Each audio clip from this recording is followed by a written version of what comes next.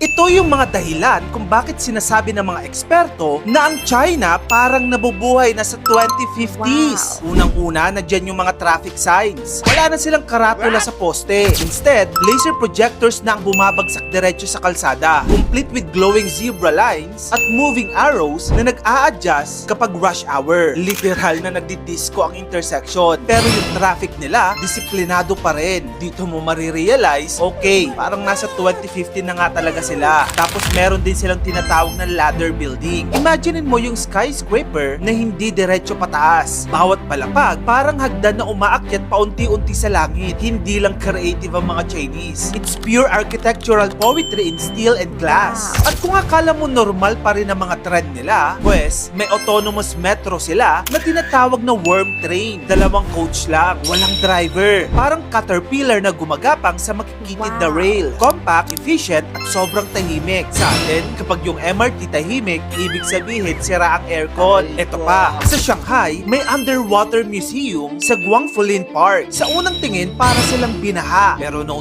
wala silang flood control scandal gaya ng sa atin. Yung underwater museum kasi nila, yung bubong lang ang nakalabas. Pero sa ilalim, may 800 parking spaces, museum halls, at cultural displays. Mukhang ancient temple na nakalubog sa lawa. At syempre, kung gutom ka sa China, at habang umiikot ka sa kanilang syudad, may mga yellow street boxes na parang vending machine ng future. Scan mo lang ang QR code, piliin mo order mo, then boom! May drone na magluluto, magbabalot, at maghahatid sa'yo ng pagkain in under 15 minutes. Literal na grab food, pero may pakpak. At habang tayo dito sa Pinas, nagpipicture sa LRT, sila naman may sky train sa Wuhan. Isang tren na nakasabit sa itaas, hindi nakapatong sa riles. Ito pa, glass floor pa yung tren nila. Habang umaandar, tanaw mo ang buong city sa ibaba. Parang roller coaster meets MRT, pero walang amoy pawis. Hindi pa tayo tapos ha. Sa Chongqing naman, meron silang light monorail na dumadaan mismo sa pagitan ng mga gusali. Minsan literal sa gitna ng restaurant o apartment. Kung gusto mong sumakay, bumaba ka lang sa balcony ng kondo mo, makakasakay ka na. Ganito na ka-advance ang transport nila. Parang naglalaro lang sila ng SimCity, pero sa totoong buhay. At syempre, hindi rin mawawala ang Vertical City. Isang napakalaking complex na tahanan ng 30,000 na katao. May sariling groceries, gyms, schools, at mga scooter delivery sa loob. So wala kang dahilang lumabas kahit umulan,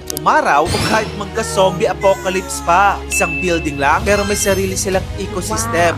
Grabe nga ang China, no? Parang talaga sila nabubuhay sa 2050s. Habang sa atin dito sa Pinas, ang sobrang traffic pa rin ang laging trending. Sa tingin mo, ma-achieve rin kaya natin yan dito sa Pinas? Kung gusto mo pa na mag-ito pang amazing contents, dito lang yun sa channel ko, kaya mag-follow ka na. Subscribe ka na rin sa aking bagong YouTube channel. Yun lang, maraming salamat sa panonood mga kamagkano.